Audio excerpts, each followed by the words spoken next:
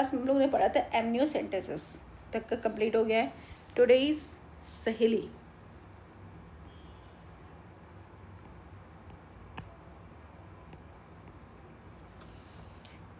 क्या होता है? A new oral contraceptive for the females develop कहाँ से हुआ था, किस साइंटिस्ट ने किया था? CDRI लखनऊ. CDRI में मैंने भी काम किया है. A new oral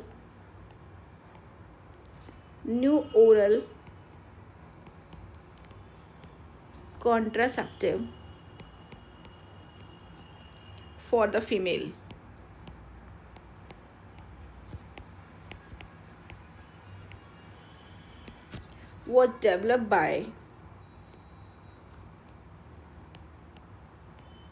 Was developed by scientists at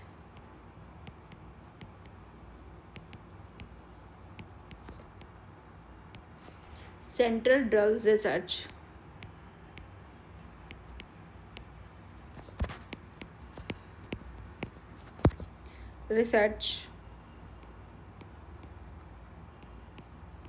In Lucknow.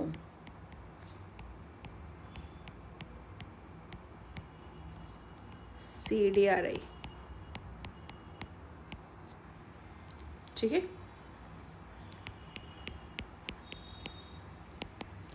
कैसे फंक्शन करता है सहेली? जो सबसे अच्छी बात है ना, देखो कोई भी हम लोग ओरल कॉन्ट्रासेप्टिव लेते हैं ना, मोस्टली दिक्कत क्या होती है, वो स्टेरॉइडल होता है. और कोई भी स्टेरॉइडल चीज़ आप इनटेक करोगे तो ऑब्वियस सी बात है उसके बहुत सारे साइड इफेक्ट होंगे. ठीक है. तो सहेली का जो काम करने का तरीका है वो बहुत अच्छा है. कैसे करता है देखो बेटा. सहेली ये 3 तरीके से काम करता है. सबसे पहले जो सबसे अच्छी इसकी क्वालिटी है वो क्या है? इट इज़ ए नॉन, ये क्वेश्चन आ चुका है, it is a non steroidal drug. Non steroidal drug. ये करता क्या है? Prevent implantation.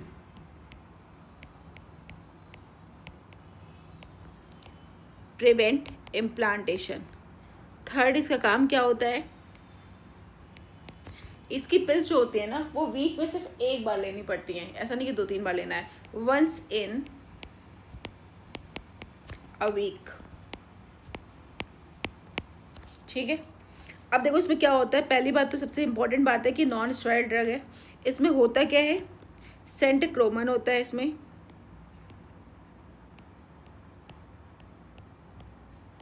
सेंटक्रोमन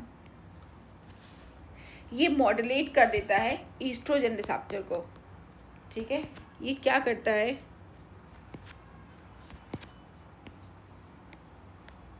मॉड्यूलेट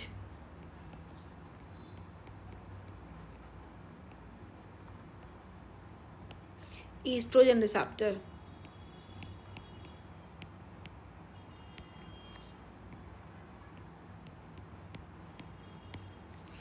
देखो क्या होता है.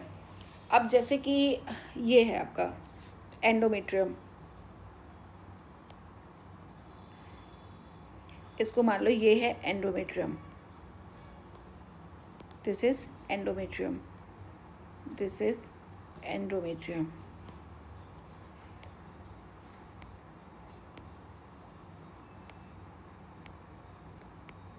ठीक है.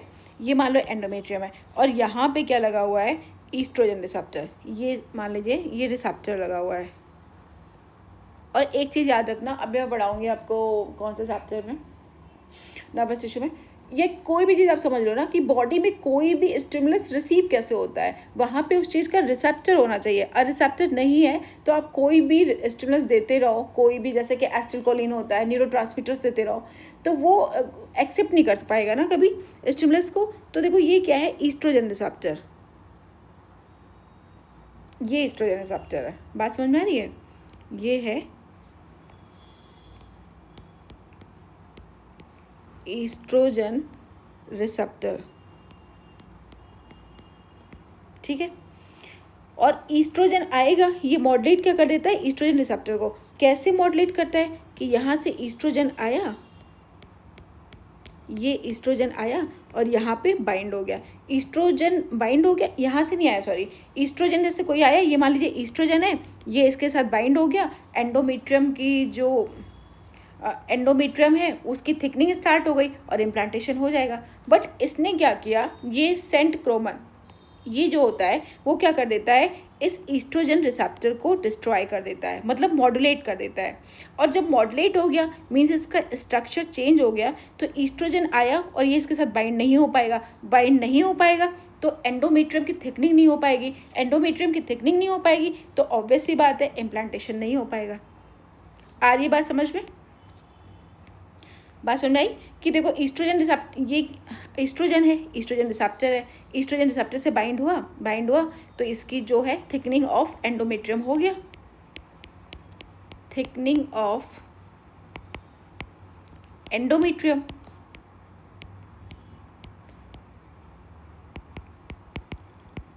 और इससे क्या हो गया, इम्प्लांटेशन, इम्प्लांटेशन हो गया। बट अगर हुआ क्या कि सेंट क्रोमन ने क्या कर दिया, ईस्ट्रोजन रिसेप्टर को मॉड्यूलेट कर दिया। अब कितना भी ईस्ट्रोजन लेके आओ, जब रिसेप्टर ही परफेक्ट नहीं है तो ये इसके साथ बाइंड नहीं हो पाएगा, बाइंड नहीं हो पाएगा तो एंडोमेट्रियम की थिकनिंग नहीं हो पाएगी, एंडोमेट्रियम की थिकनिंग नहीं हो पाएगी तो इम्प्लांटेशन नहीं हो पाएगा। ठीक है, तो इस तरीके से क्या हो जाएगा, इम्प्लांटेशन नहीं हो पाएगा। तो देखो क्या होता है, सहेली क्या है, ओरल, देखो वो 3 पॉइंट ही आपसे पूछेंगे। फर्स्ट थिंग क्या है कि ये ओरल कॉन्ट्रासेप्टिव होता है। ये कहाँ पे डेवलप किया गया था, CDRI लखनऊ में। सहेली की कुछ चीज़ें कि नॉन स्टेरॉइडल ड्रग होता है, इसका काम क्या होता है, इम्प्लांटेशन को प्रिवेंट करता है। और ये लेना क्या होता है, वीक में 1 बार लेना होता है। नॉन स्टेरॉइडल ड्रग है, ये क्या सिक्रेट करता है, सेंट क्रोमन। और इसका काम क्या होता है, ये फंक्शन कैसे करता है, ईस्ट्रोजन रिसेप्टर को मॉड्यूलेट कर देता है। ठीक है, ईस्ट्रोजन रिसेप्टर जो है वो मॉड्यूलेट हो गया तो ईस्ट्रोजन के साथ बाइंड नहीं हो पाएगा तो एंडोमेट्रियम की थिकनिंग नहीं हो पाएगी, और एंडोमेट्रियम की थिकनिंग नहीं हो पाएगी तो इम्प्लांटेशन नहीं हो पाएगा। ठीक है बेटा, नेक्स्ट टॉपिक पढ़ो। इंडिकेटर्स क्या होते हैं, improve reproductive health of the society. क्या क्या चीज़ें होती हैं इंडिकेटर्स,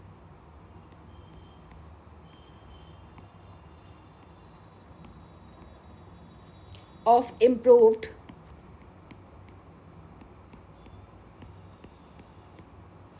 रिप्रोडक्टिव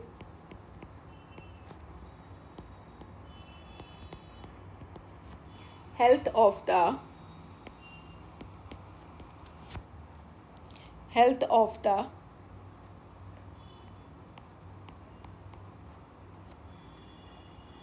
society। पहली बात तो क्या है कि बेटर अवेयरनेस होनी चाहिए अबाउट सेक्स रिलेटेड मैटर्स की। ठीक है,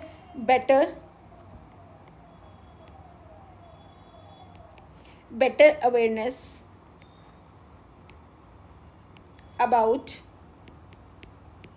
sex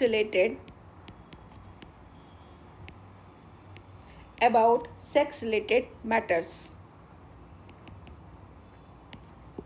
जो भी सेक्स रिलेटेड मैटर्स हैं उसकी बेटर अवेयरनेस होनी चाहिए। सेकंड क्या है कि ये क्या है कि healthy society, improved reproductive health है सोसाइटी में। Increase number of medically assisted deliveries होनी चाहिए। ठीक है ना, कि ऐसा नहीं कि घर में ही कर ले, ऐसा नहीं करना है। तो सेकंड क्या है कि इंक्रीज्ड नंबर ऑफ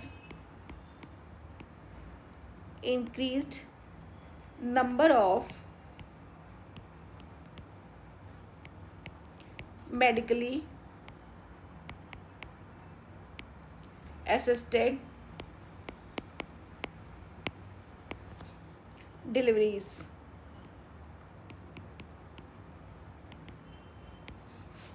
थर्ड क्या है, better postnatal care leading to decrease maternal and infant mortality rate.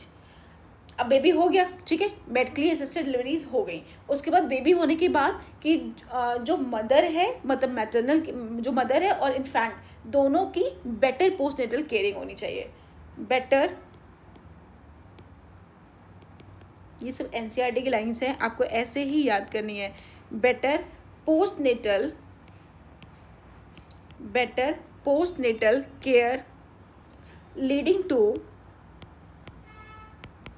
leading to decreased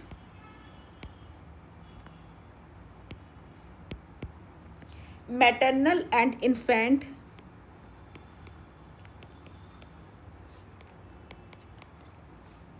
infant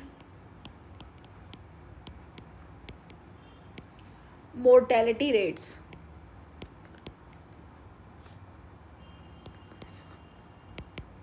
mortality rates. ठीक है, इसके बाद नेक्स्ट क्या होना चाहिए, increase number of couples with small families. ये इन लोगों को अवेयर करो कि ज़्यादा बच्चे मत पैदा करो, कि ज़्यादातर कपल्स जो है ना, अगर उनके सिर्फ एक बच्चा हो तो ये सबसे अच्छा है। स्लोगन तो दिया था दो हम दो, हमारे दो, ऐसे कुछ। Increase number of couples with small families,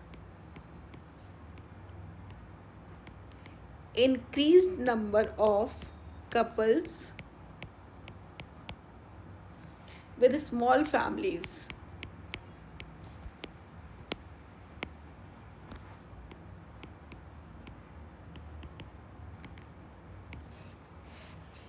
next क्या है, better detection and cure of STDs, कि डिटेक्ट करो और फिर इसको क्योर करो। किसको, सेक्सुअल ट्रांसमिटेड डिसीज को। Better detection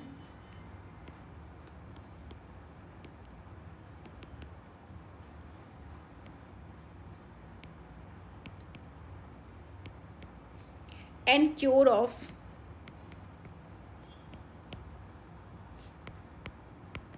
sexual transmitted disease. Next क्या है, overall increase medical facilities for all sex related problems के लिए। तो अगर ये सारी चीज़ें हैं तो मतलब कि इम्प्रूव हो रही है रिप्रोडक्टिव हेल्थ सोसाइटी में। Overall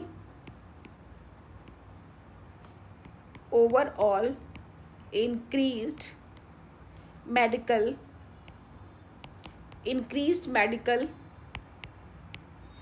facilities for all sex related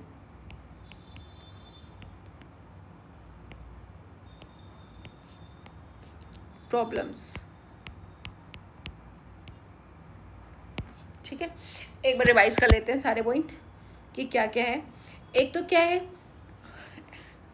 indicators of improved reproductive health of the society.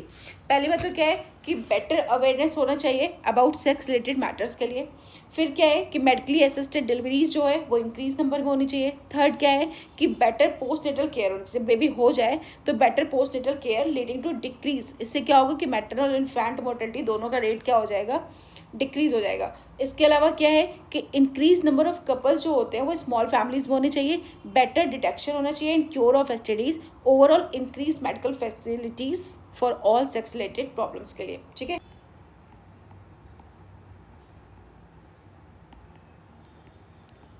Explosion,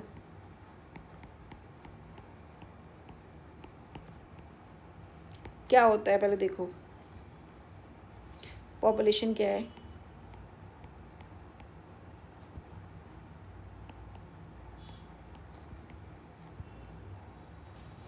total number of individual of a species present in A given area at a particular time. एक time की बात है, ये भी नहीं कि 10 साल की बात कर रहा है, एक पर्टिकुलर टाइम में, और एरिया भी रिस्ट्रिक्टेड होना चाहिए और टाइम भी एक पर्टिकुलर रिस्ट्रिक्टेड टाइम हो चाहिए। उसमें total number of individual same species से कितने हैं, that is called population.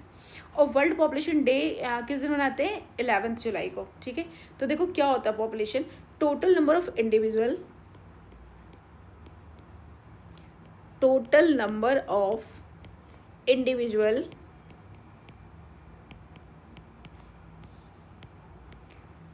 number of individual of a species present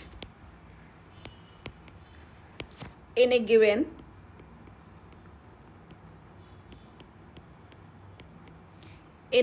area at a particular time, at a particular time। World population day किस दिन होता है,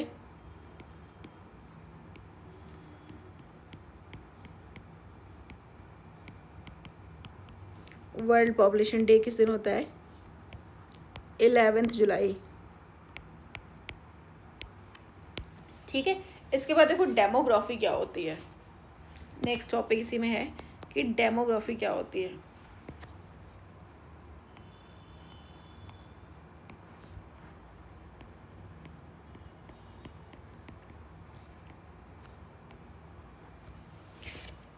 स्टडी ऑफ पॉपुलेशन को बोलते हैं डेमोग्राफी। स्टडी ऑफ पॉपुलेशन को study of population. Unit of population क्या होता है? Individual. Unit of population, unit of population is called individual.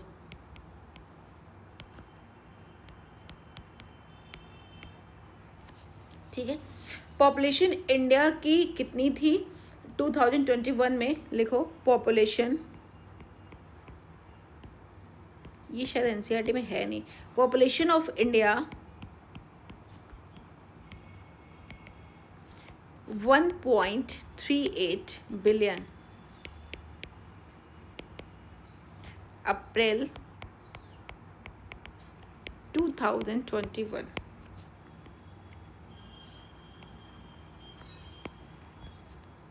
ठीक है। ऑफिशियल काउंटिंग ऑफ पॉपुलेशन,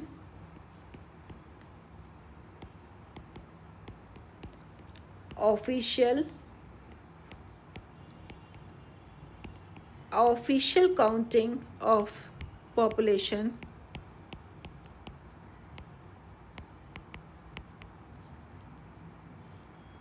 किस में निकालते हैं? सेंसस में। अंडरटेकन लिया क्या जाता है? एवरी 10 ईयर्स पे। Undertaken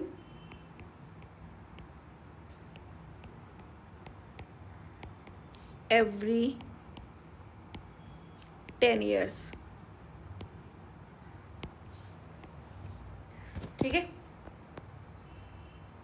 in India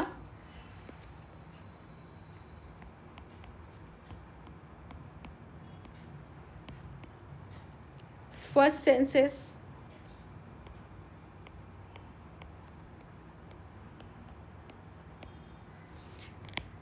1872, last census 2011। 2021 में होना था, 22 में फिर, बट कोरोना की वजह से फिर हो नहीं पाया, तो अभी एनसीईआरटी में अपडेट है नहीं। ठीक है। इसके बाद देखो क्या होता है? World population which was around. World population क्या है? द वर्ल्ड पॉपुलेशन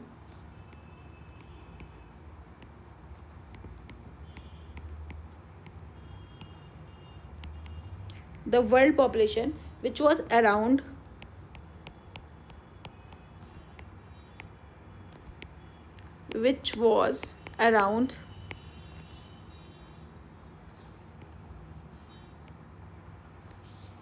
इन 1900 में कितना है? 2 बिलियन।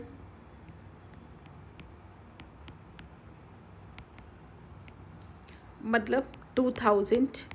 अब देखना किस तरीके से इंक्रीज हुआ है। कम होनी चाहिए पॉपुलेशन, कम तो हुई नहीं, और कितनी बढ़ गई?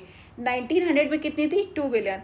अब वही चीज़ हमने देखी इसको 2000 में, तो 2000 में ये 2 बिलियन से सीधा कितना हो गया? 6 बिलियन। उसके बाद आरसीएच के थ्रू कितने सारे प्रोग्राम्स किए गए कि हमारी पॉपुलेशन थोड़ी सी कम हो जाए, तो कम तो हुई नहीं, और 2011 में कितनी हो गई? 7.2 बिलियन। ओके। इसके बाद देखो क्या है, इसके बाद बहुत सारे आरसीएच प्रोग्राम चलाए गए। The India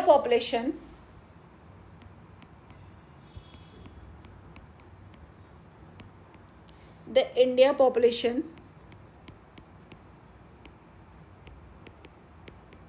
which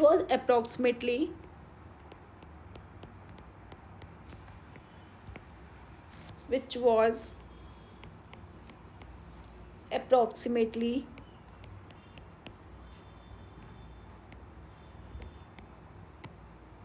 350 million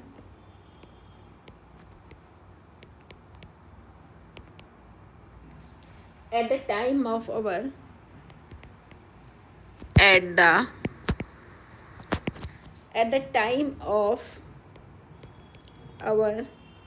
independence,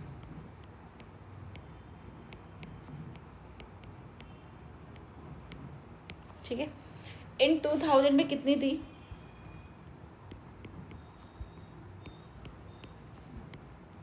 1 billion. इन 2011 में कितनी है? 1.2 बिलियन, ठीक है। रेशियो वर्ल्ड और इंडिया का अगर देखा जाए तो कितना होता है? 6:1। मीन्स इस पूरे वर्ल्ड में ईच 6 पर्सन जो है वो इंडियन है, पूरे इंडिया में फैला हुआ है। Ratio of world is to India कितना है? 6:1, ठीक है। According to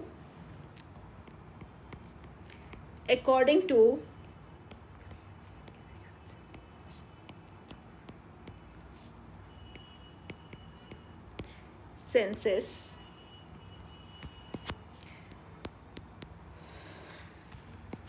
every 6 person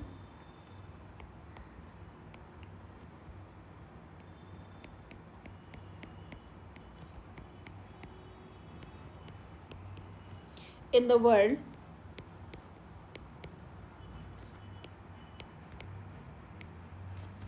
is an Indian, ठीक है ना।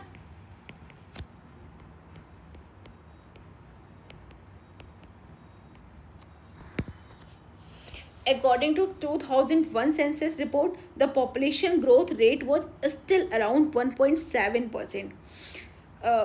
मीन्स ये समझ रहे हो क्या हो रही है? ये लाइन ये लिखिए, पॉपुलेशन ग्रोथ का मतलब ये है कि एक पर्टिकुलर एरिया में कितने लोग बढ़ गए, मतलब उसमें कुछ लोग पैदा होते हैं, कुछ मर जाते हैं, तो वो सारा कैलकुलेशन करने के बाद कितने इंक्रीज हो गए उसको बोलते हैं पॉपुलेशन ग्रोथ। ओके, तो अकॉर्डिंग टू द, ये सारा एनसीईआरटी का डेटा है, ये आपको ऐसे ही लर्न करना है, ये एक एक पॉइंट में करा रही हूँ। According to the 2001 census report, the population growth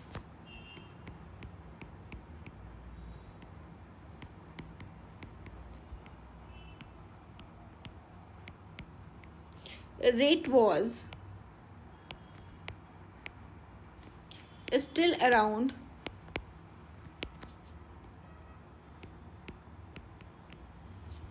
1.7%,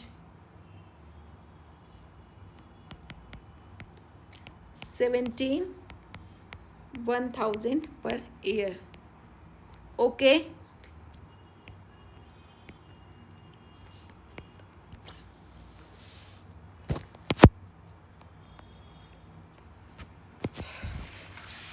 इसके बाद देखो क्या है। According to the 2011 according to the 2011 census report, the population growth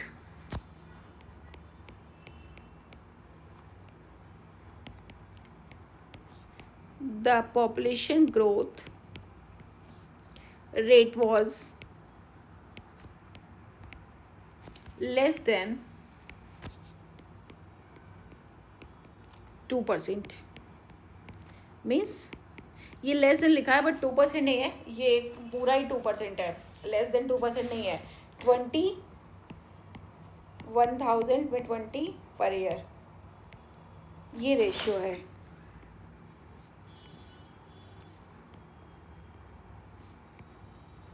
ठीक है। Reasons for population explosion, reasons क्या है बताओ भाई? रीजंस फॉर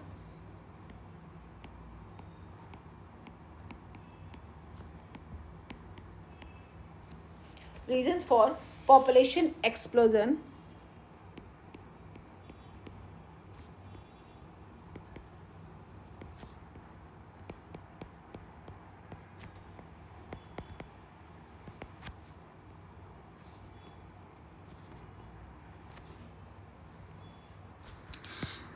क्यों इंक्रीज़ हो रहा है? पहली बात तो रैपिड डिक्लाइन हो रहा है डेथ रेट में, बिकॉज इतने सारे हॉस्पिटल्स हो गए हैं तो डेथ रेट कम हो रही है। मैटरनल मोर्टेलिटी रेट डिक्रीज़ हो रही है, इन्फेंट मोर्टेलिटी रेट डिक्रीज़ हो रही है। तो जो बूढ़े हैं वो भी नहीं मर रहे हैं, जो मम्मियाँ हैं मतलब मदर्स हैं, पहले क्या होता था कि इतनी फैसिलिटीज़ नहीं होती थी, तो बहुत सारे बर्थ देने के टाइम पे कभी मदर की डेथ हो गई, कभी बेबी की डेथ हो गई।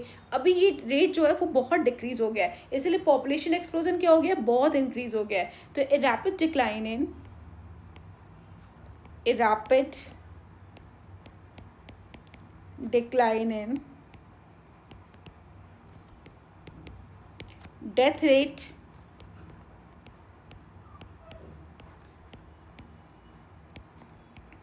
डिक्रीज हो गया है। मैटरनल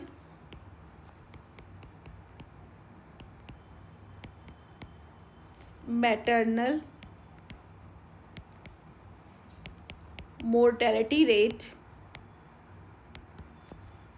डिक्रीज हो गया है। Infant mortality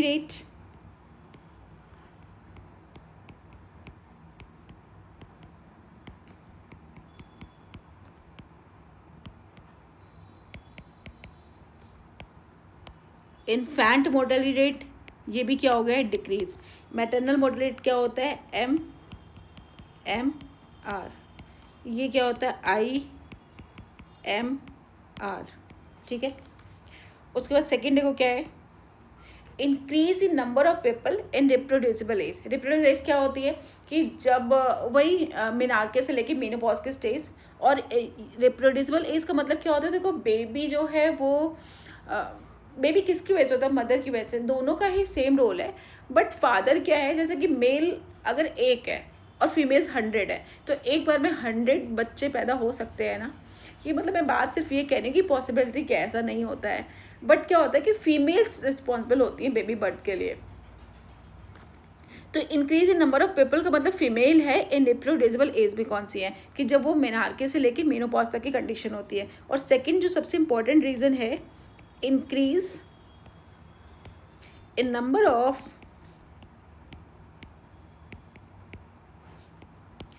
people in reproducible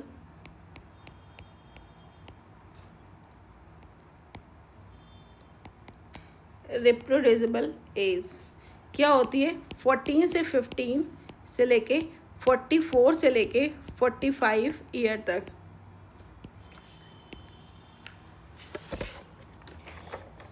चलो ठीक है बेटा, आगे चलो। नेक्स्ट क्या है कि population growth rate depend upon किस किस पे डिपेंड होती है, एक तो बर्थ रेट पे, सेकंड किस पे होती है, death rate, migration, age and sex ratio पे, ठीक है। अब इसको थोड़ा डिटेल में देख लेते हैं। एक पहले हेडिंग डालो, पॉपुलेशन ग्रोथ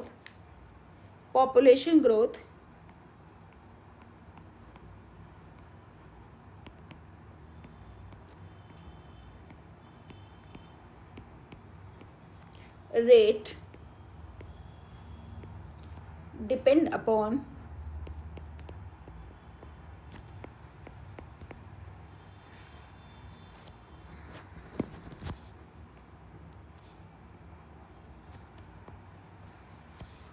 ये बहुत इंपॉर्टेंट है, इसमें से कोई ना कोई चीज़ पूछ ली जाती है हमेशा।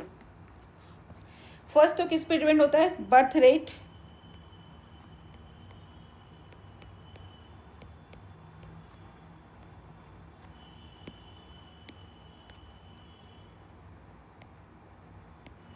ये क्या होता है,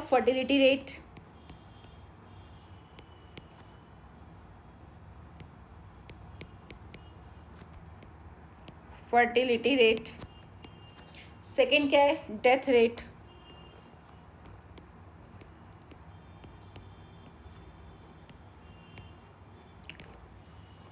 मोर्टेलिटी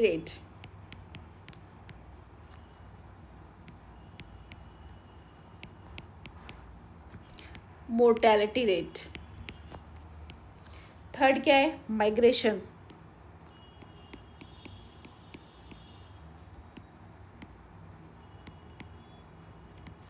फोर्थ क्या है, age and sex ratio,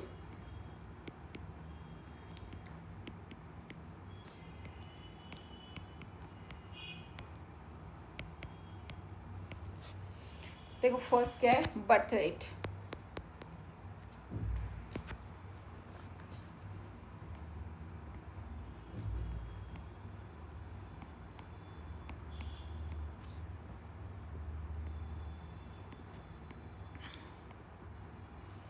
number of live birth per 1000 individuals में एक साल में कितने होते हैं, ये बर्थ रेट होता है कि नंबर ऑफ लाइव बर्थ। देखो ये कभी भी नेगेटिव नहीं हो सकता, वेरी वेरी इंपॉर्टेंट पॉइंट है कि अगर पूछ ले पॉजिटिव नेगेटिव नॉर्मल, तो ऐसा नहीं है।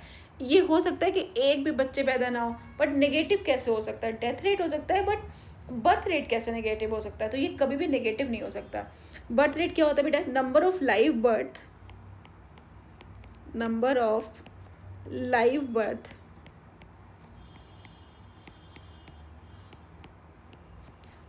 per 1000 individual in a year. It never negative.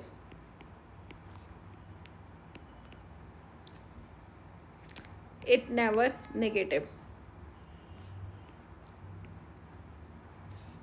While growth rate में भी नेगेटिव हो सकती है, ग्रोथ रेट हो सकती है ना, बट बर्थ रेट नहीं हो सकता है। हो सकता है एक भी ना हो तो जीरो हो गया, बट नेगेटिव कैसे हो सकती है, while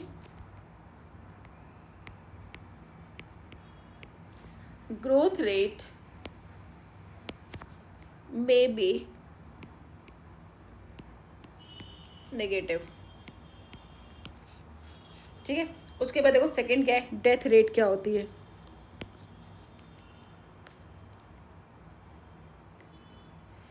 death rate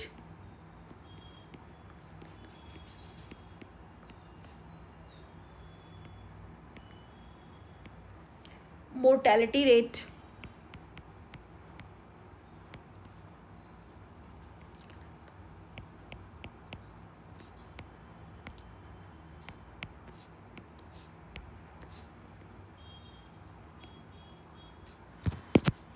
number of death per 1000 individuals in a year, number of death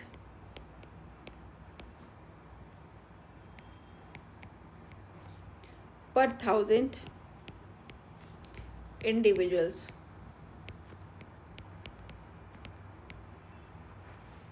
in a year। ठीक है, थर्ड क्या होता है, माइग्रेशन।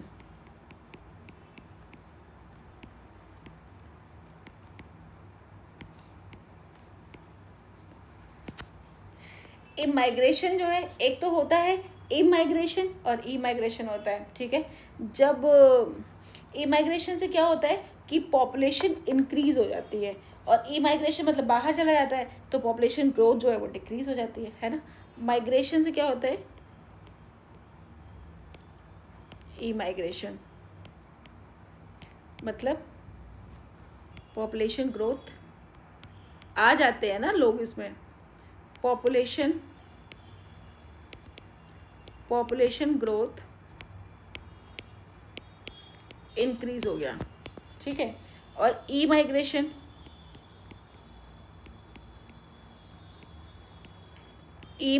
से क्या होता है कि पॉपुलेशन ग्रोथ डिक्रीज हो जाती है,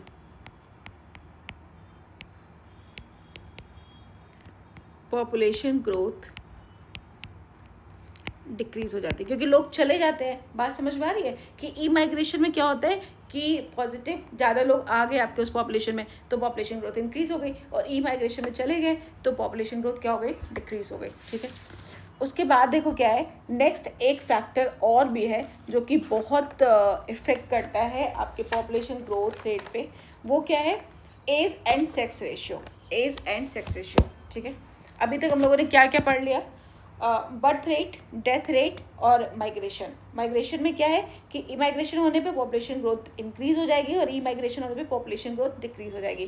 बर्थ रेट क्या होता है, number of live birth per 1000 individuals in a year, it never negative. Death rate, what is death rate, that is called mortality rate, number of death per 1000 individuals in a year. Okay, fourth क्या है, age and sex ratio.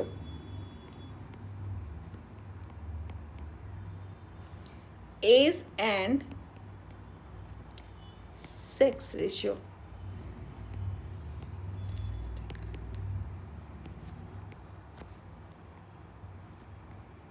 Okay, sex ratio का मतलब है female sex increase होनी चाहिए। फिर वही वाली बात है कि बेबी बर्थ में मेन कौन होता है, मतलब ठीक है मेल फीमेल बराबर रोल होता है, लेकिन 9 मंथ कौन प्रेग्नेंट होता है, फीमेल होती है ना, फीमेल नहीं होगी, नहीं होने वाली तो बात नहीं है, बट एक मेल 100 फीमेल को प्रेग्नेंट कर सकता है, कहने का मतलब ये है। फीमेल सेक्स इंक्रीज होना चाहिए। प्री रिप्रोडक्टिव एज क्या है, रिप्रोडक्टिव एज क्या है और पोस्ट रिप्रोडक्टिव क्या है। प्री रिप्रोडक्टिव एज जो होती है वो 14 ईयर से पहले वाली एज को बोलते हैं। रिप्रोडक्टिव एज जो है वो 14 से 45 ईयर्स तक होती है, और पोस्ट रिप्रोडक्टिव क्या होती है, अबव 45 ईयर्स। ठीक है, तो रिप्रोडक्टिव एज बढ़नी चाहिए, रिप्रोडक्टिव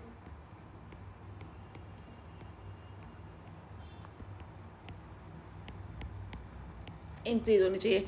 कितनी होती है, 14 से 45 ईयर्स, ये इंक्रीज होनी चाहिए। फीमेल सेक्स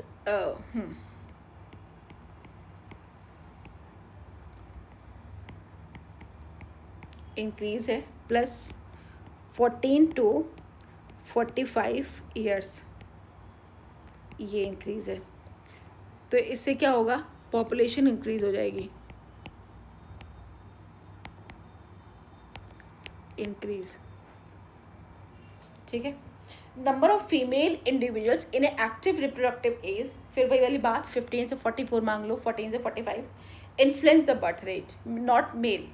एनसीईआरटी की लाइन है, याद रखना ये बात, नोट करके तुम लिख ही लो सीधा।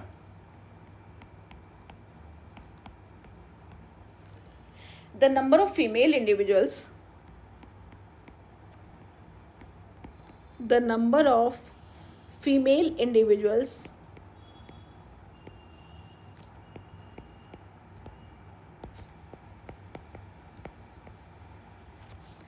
in an active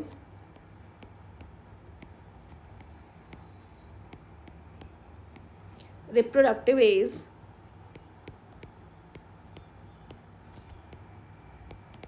in an active reproductive age 15 to 44 years influences the birth rate, influences the birth rate। ठीक है, ये क्या है, रिप्रोडक्टिव एज 15 to 40 है सर, और ये क्या करता है, बर्थ रेट। ठीक है, एक लाइन दी हुई है एनसीईआरटी में कि जो आरसीएस प्रोग्राम हम लोगों ने चलाया था ना, उससे बहुत बहुत मार्जिनल डिफरेंस कुछ आया है। अब रिप्रोडक्टिव चाइल्ड हेल्थ प्रोग्राम जो चलाया था उससे we could bring down the population growth rate, थोड़ा कम तो लेके आया लेकिन बहुत मार्जिनल, क्योंकि हम लोग हर रिस्पेक्ट में देख रहे हैं इंक्रीज ही हो रहा है, बहुत मार्जिनल। याद रखना, ये लाइन पूछ सकते हैं कि बहुत ज़्यादा हुआ है, बहुत कम हुआ है, बिल्कुल नहीं हुआ है, मार्जिनल हुआ है। तो ये एनसीईआरटी की लाइन है कि इट वॉज ओनली मार्जिनल। ये एक पॉइंट और है, वो भी लिख लो। तो our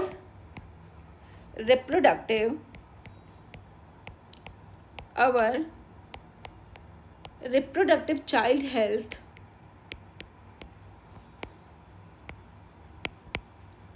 RCH program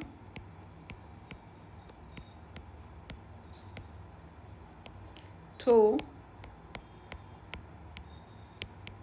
we could bring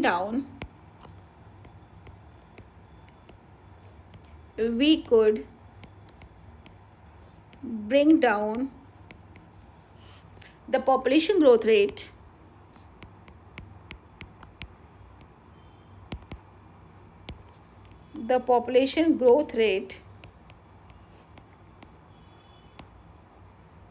it was only marginal,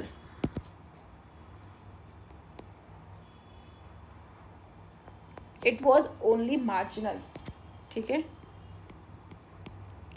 it was only marginal।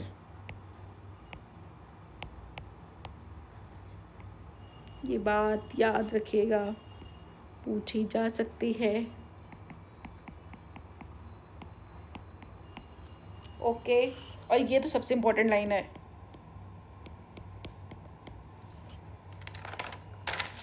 ठीक है। अब देखो डेमोग्राफिक ट्रांजिशन क्या होता है। Demographic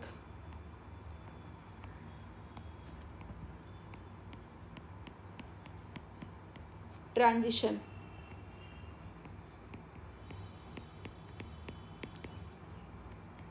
demographic transition demographic transition is equal to zero population growth, ठीक है।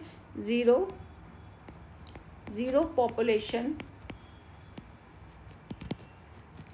Population growth.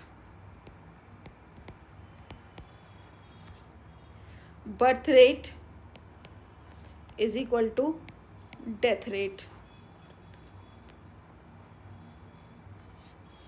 Birth rate plus emigration is equal to death rate plus emigration is equal to बराबर होता है birth rate plus ई migration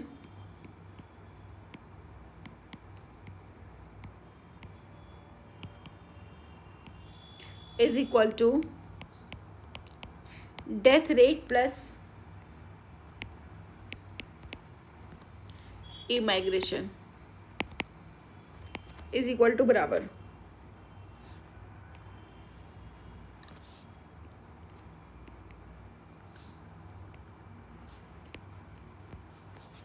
अगर birth rate ज़्यादा है death rate से तो पॉपुलेशन ग्रोथ क्या हो जाएगी, positive. If death rate is more then comparison to birth rate तो population growth is negative, okay. If birth rate is greater then death rate,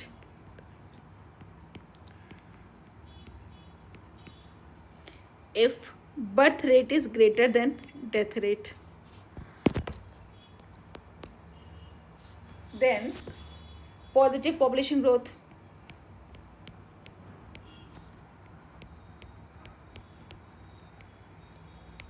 Positive population growth. If death rate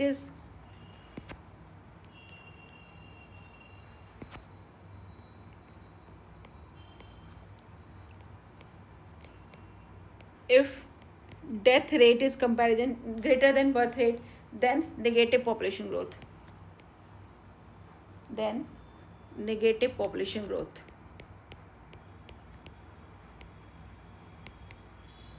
Negative population growth.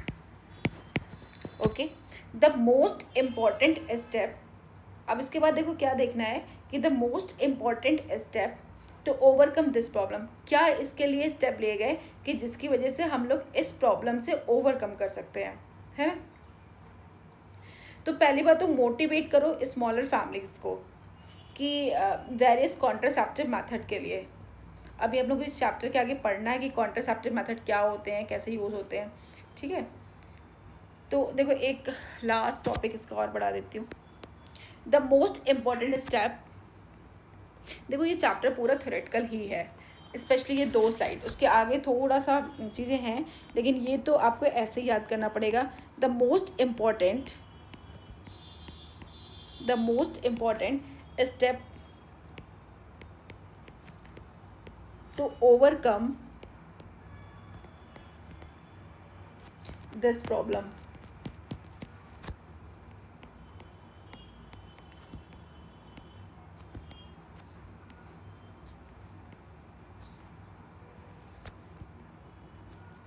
Motivate smaller families by using various contraceptive methods. First point क्या है, motivate smaller families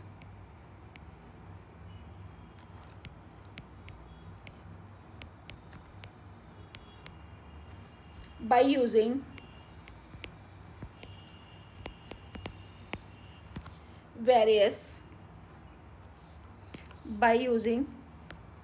various contraceptive methods.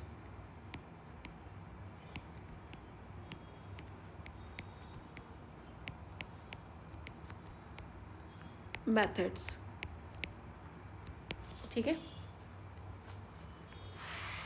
और आप क्या कर सकते हो, advertisement कर सकते हो मीडिया में, पोस्टर लगा सकते हो बिल्स में, showing A happy couple with 2 children with A slogan.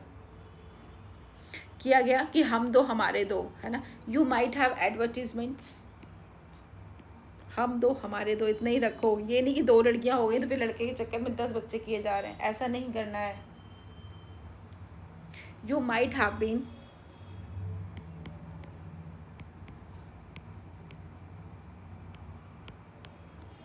you might have been advertisements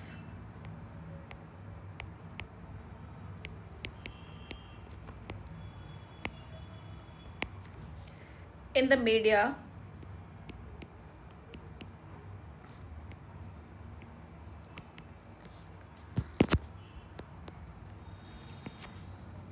as well as posters,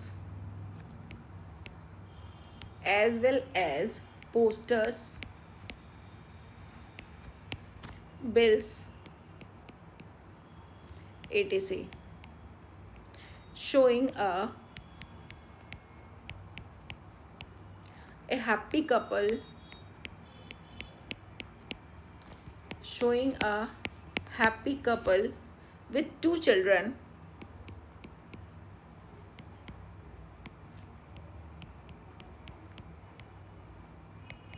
with a slogan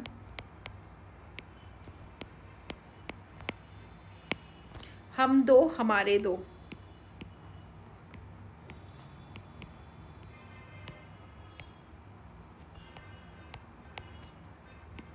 We two our two,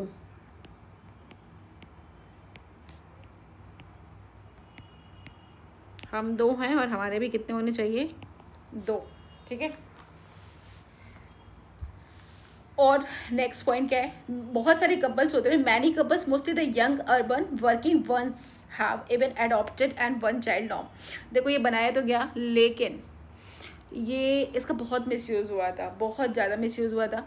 एक बच्चा लोग ले लेते थे, एडॉप्टेड कर लेते थे, और फिर अपने बच्चे की तरह नहीं रखते थे। छोड़ो अपने बच्चे की रखना, छोड़ो, बहुत बहुत बुरी चीज़ें हुई कि उसके ऑर्गन्स तक बेच देते थे और बहुत सारी चीज़ें ऐसे करते थे।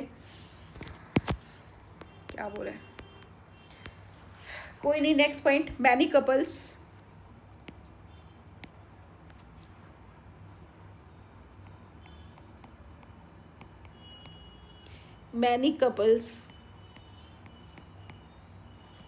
mostly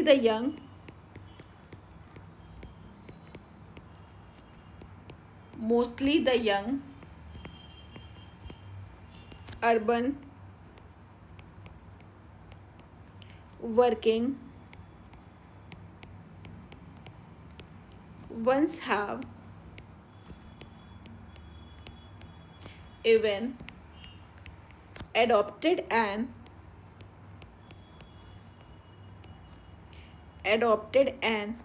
1 child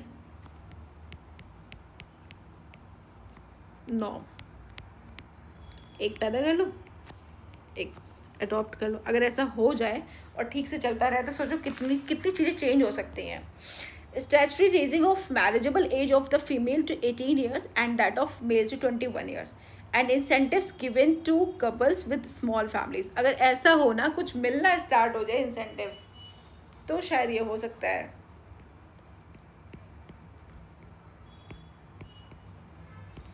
Statutory raising of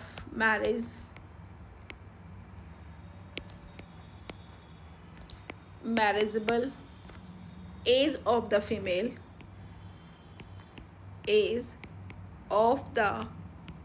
females to 18 years and that of males to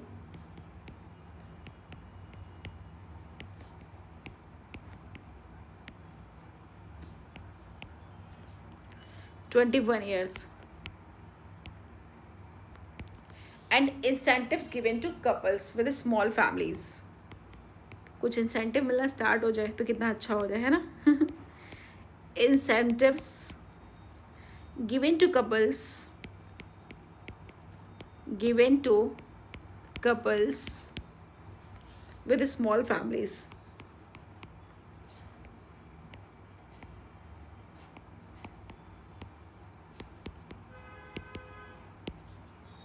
ठीक है, तो अब नेक्स्ट क्लास में हम लोग पढ़ेंगे कि कॉन्ट्रासेप्शन मेथड्स क्या होते हैं. ठीक है, मुझे लग रहा है ना ये चैप्टर बहुत थ्योरेटिकल है, ऐसे लिख लिख के पढ़ाने में मज़ा नहीं आ रहा है, इसको PDF फॉर्म में ही पढ़ने में थोड़ा